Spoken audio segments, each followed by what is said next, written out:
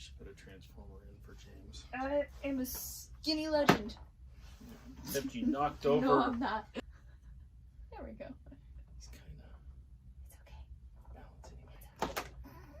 Hey, what's up, you guys? Welcome back to D&D Productions, or welcome to if you are new here. My name is Min. This is Dad. Don't touch your face, otherwise Mom's going to yell at you. Yes, I know. Okay, so today I thought it'd be really fun, since you know we do a lot of nostalgia-based stuff on this channel, that since we've done some of your childhood, we should do somewhat as exclusively my childhood. But is your childhood really nostalgia yet? Actually, yeah, 2000s core is coming back, so if any of you guys were born in the early 2000s like me, you probably recognize some of these things. You probably had similar experiences as kids who weren't growing up on the early internet, but a kind of early, what we know as today as the internet. I wasn't quite in the like Neopets and Webkins side of the internet. I was a little later. So let's just jump right into it, shall we? Okay, so the first website we have is twoplayergames.org. Me and my brother would play this, and then me and my best friend would play this. Our favorite was Fire and Water, or Fireboy and Water Girl. Basically just online two-player games that like one person would use the WASD and another person would use the arrow keys. And the next one, and I find this Poptropica. I find this one a little more influential because this one also inspired me artistically, because I would draw my little character. Yes. And Poptropica was a thing. So Poptropica's been around for a long time, but I remember playing it with my brother, or James. Yes, he loved it. My favorite island was the time traveling island. My first social media website, you could argue, was Pinterest. Yeah. Because I distinctly remember at my cousin's wedding, one of the girls there. Hold on, Coopers.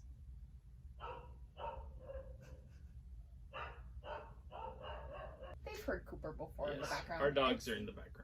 It's okay. One of the girls at my cousin's wedding was also an artist, and I was getting super into art at the time. She recommended this website called Pinterest, where she got all her references, and also she used it as like a fandom website. So as kids who weren't allowed to have social media too young, which she wasn't. Yes, Pinterest, and I thank you for that, because some of the there was a reason. Controversial opinion, but for us kids who didn't have an Instagram or Facebook or Tumblr yet, this was our fandom site. So I still use my Pinterest account, because once again, Pinterest is just like a really nice place for references, for outfit inspiration, stuff like that. So, but I didn't have the heart to delete some of the boards that I had early on. So one of the first boards I created was my art board, where I basically just put references and pretty pictures of art that I thought were cool. At least there's no like nakedness on your... No, remember I got in trouble because that's right. I had pinned a picture of, and I thought it was a cool concept. It was a edgy Tumblr post about a mermaid who missed the sea, and so she sewed her legs together, and I just thought it was like a cool story, and you and Mom freaked out about it. Did we? Yeah. Well, yeah, that's not okay. Oops. So for clarification purposes here, me joking about nakedness on your that because we both come from an art background and everything else, that would not have bothered us. But yes, something that is emo / goth / No, I was sewing legs together. Oh my gosh, I tried so hard to be emo in middle school. I tried so hard. It's just the only problem was I went to a school with uniforms and I didn't know how to do eyeliner. I'm just a kid and life is a nightmare. I've had this clothes board forever, and you can probably tell by some of the shirts on here, but this is when I first discovered closet cosplays. I didn't know what cosplay was, but then I saw these things called closet cosplays. And it's basically where you take normal clothes that are inspired by a character. I think there's like Disney bounding, there's Raven from Teen Titans, and then this is what jump-started me into, what's this thing called cosplay? What? You lived with me. How did you not know cosplay? Well, I knew cosplay, but I didn't know you could see. Of course, I didn't really cosplay. Yeah. Mim's mom, on the other hand, does have a Starfleet uniform hanging in her closet. I didn't. I thought to cosplay you had to cosplay Star Wars or you had to cosplay Marvel. I didn't know you could cosplay anime characters or Disney characters. You can cosplay anything. Yeah. Oh, Deadpool was an early board I had on here. Now, is that because James was It's so because into of Deadpool? James. Okay. The only reason I knew Deadpool exists was because I watched my older brother play the Deadpool video game. You see Flash and Arrow, because I also loved Green Arrow. Yeah, you got into Arrow and Flash TV series. I was more into Flash than Arrow, because if you haven't noticed, I like the funny characters, and Green Arrow is a really funny character, but they made him dark and yes, edgy. they made him broody. And because the CW can't have happy things. Have you seen the Powerpuff Girls reboot? No, and I'm avoiding it for all it's worth, because... This is bored. Gravity part-time Phantom Ninja. So, my favorite cartoons when I was in middle school were Gravity Falls, Pen Zero Part-Time Hero, Danny Phantom, and Randy Cunningham 9th Grade Ninja. So I wanted to make a board. Gravity part... Oh, wow. Yeah, I wanted to make a board that encapsulates all of your cartoons. I would draw edgy Dipper art like this. Wow. Yeah! Do you know how edgy I was? Then Five Nights at Freddy's. So this Five Nights at Freddy's will segue into... So when I was in 5th grade, Five Nights at Freddy's was first starting to get like super duper popular. I carpooled with a person whose mom worked at the school, and so we would always get to school super early, and this person also had a mom that worked at the school. So we would hang out sometimes before school started because we had like 15 minutes to kill. And one day she was playing this game and she was like, Miriam, have you heard of this game? And it was Five Nights at Freddy's. I thought Markipler. I'm getting to that. Oh. I was like, oh, cool. This really creepy game. And I didn't like creepy stuff until this point.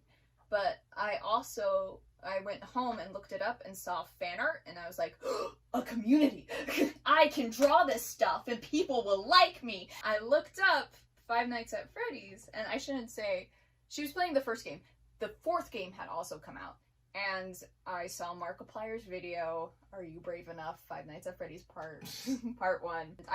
I did not sleep for 2 weeks, and then I was like, wait, this is cool. Me and my best friend got so into Five Nights at Freddy's, and then consequently Markiplier was the first YouTuber I really subscribed to and like kept up with. She was obsessed. I was very obsessed. I drew fan art all the time. I went on a week-long cruise and I had fun, but I was really sad because I couldn't watch my daily Markiplier video. Thus, the begging and pleading to go to, what was it, VidCon began on a yearly basis. I want to go to VidCon so bad, just to, like, because I don't think I could survive seeing one of them in the, like, face-to-face. I think I'd break down crying. But just to like, be in the same room with them. That brings me to, so Markiplier and Jack really inspired me to get going with art. And this is kind of like, you'll see a theme throughout this, is most of these are for art purposes. This is my old DeviantArt. And this is the one where I was surprised by. Because I had been on DeviantArt, and I knew what you could find on DeviantArt. Because I like to look up concept art. Do you know how close I was to being a furry? Okay. Hey.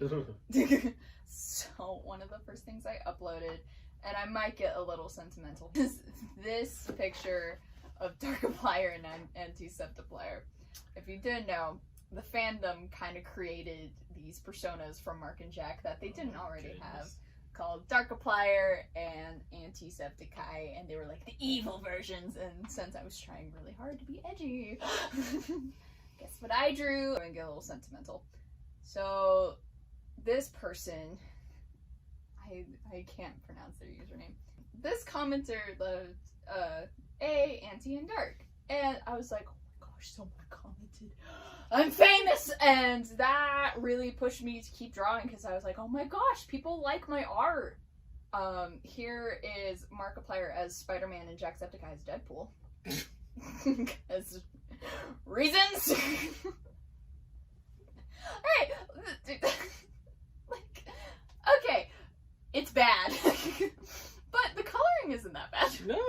pretty good. Yeah. And actually, the movement is it's like pretty he's good. swinging.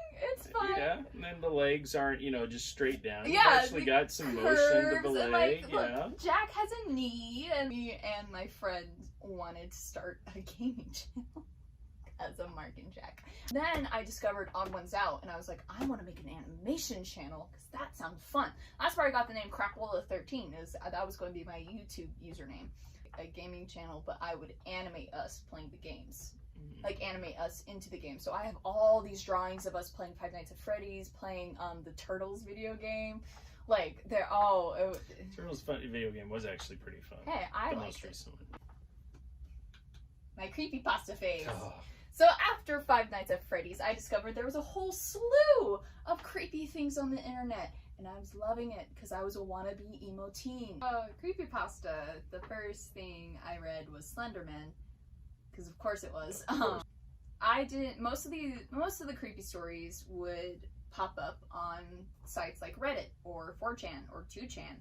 I didn't have a Reddit or 4chan or 2chan, and I refused to get a Reddit or 4chan or 2chan.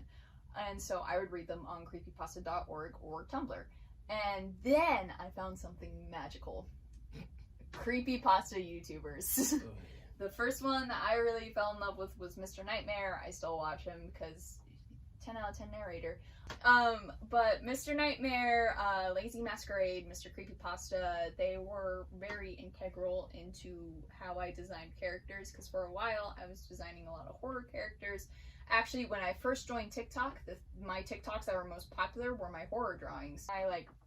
I know you, parents will find these things weird and not really understand them, but I think being on the internet and being on sites like Amino and discovering communities like Markipler and Jack and Mr. Nightmare, even I was in the Undertale community, which we all know what happened to the Undertale community. And I was in the Five Nights at Freddy's community. I was in all these so-called cringy and bad fandoms, but it was really nice for me because it was a place where I could talk about these things I really loved without being judged with light-minded Are they people. really bad fandoms? No, they're not. It's the couple bad apples who... I was gonna say, compared to the Star Wars fandom, which there's from the outside, I'm not that involved in the Star Wars online fandom. I'm a huge Star Wars fan. But yeah, to me, it's... Yeah. But it's important. A lot of people need to grow up. Because, you and Mom put up with what I was interested in. You guys listen to me talk about DuckTales and creepypasta. Yeah. But for a lot of kids, there isn't that. And so sites like these are really, really important. And once again, you may make fun of them, you may poke your head and poke your finger at them, but really it's so nice to have that sense of belonging where it's like, oh yeah, no one really cares how weird this is because they're all weird. Which, like you said, is important. I think as a society, we're kind of hypercritical. Cringe culture is dead. I have said this during the quarantine. I got back into all my cringy fandoms. Me and my friends, even though we were 16, 17 years old, we were Ninjago people. We were making Ninjago OCs. We were making My Hero Academia. Cringe culture is dead because why do we feel the need to cringe at things? I also wanted to turn this video into a learning thing. Just because someone's in a fandom or someone is a fan of something that you deem weird or cringy, that doesn't make you better than them. You're into a fandom about people who can move things with their minds and have laser swords. Mm-hmm. So... And now you know. And... Anyway, I hope you guys enjoyed I have failed as your father. And now you know. And... Knowing is half the battle. Growing up. Is it on the G.I. Joe PSA? Yes. Good night, everybody. Mwah! Good night, everybody. Mwah! Good night, everybody. We hope you enjoyed that video. If you like content like this and want more nerdy, geeky content, we are getting toy reviews up very soon. I've been promising that for 3 videos now. So, more's coming. More toys. More nostalgia. If you want to see that, make sure you subscribe to that. Anyway. You should do it just like that. Yeah, yes. alright. Okay. Okay. Goodbye. awkwardly. Okay, bye-bye.